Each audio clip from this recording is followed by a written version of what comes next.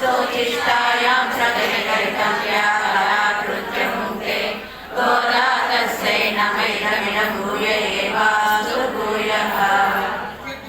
जय श्रीमन्नारायण अस्मद्गुरुभ्यो नमः।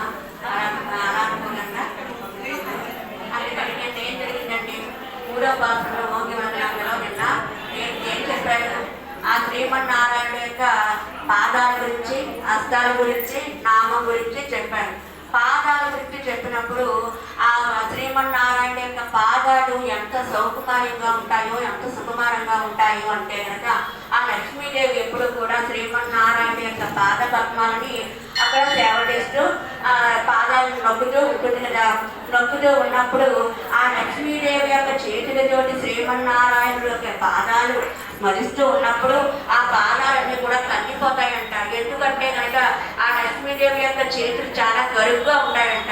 అసలు లక్ష్మీదేవియే చాలా సున్నితంగా, సౌకుమార్యంగా, ఆ కలువరి యొక్క సుకుమారంగా ఉంటాయండి మనం అనుకోవచ్చు.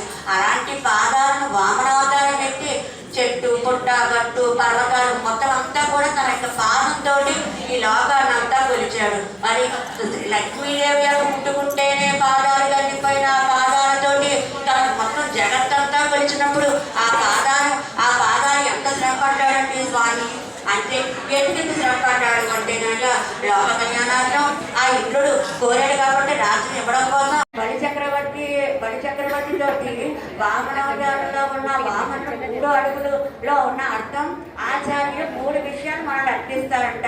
ఏమంటారంట? మీరు సంవత్సరాలు అవ్వండి, అవుతే కనుక మీకు 3 రకాల రహస్యాలు చెబుతాను అని ఏమంటారంట?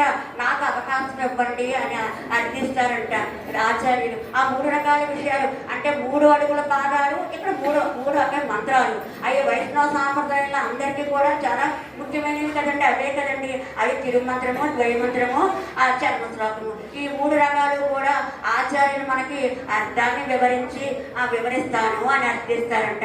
అంటే బలిచక్రవర్తి యొక్క అహంకారం, మమకారాలన్నీ కూడా దోషుని బట్టి ఎలాగోటి తగ్గించాలని ధర్మార్పణ చేశాడో, ఈ లోకంలో ఉన్న మనల్ని అందరినీ కూడా నాది నీది అనే స్వార్థంతో, ఈర్ష్యలతోటి అన్నీ కూడా ఉన్న వాటన్నింటినీ కూడా మన ఆచార్య తన యొక్క మంత్ర రహస్యాల ద్వారా మనం తగ్గించి అవన్నీ కూడా తగ్గించి మనకి ఏం చేస్తారంటే ఉజ్జీవింపజేస్తారు.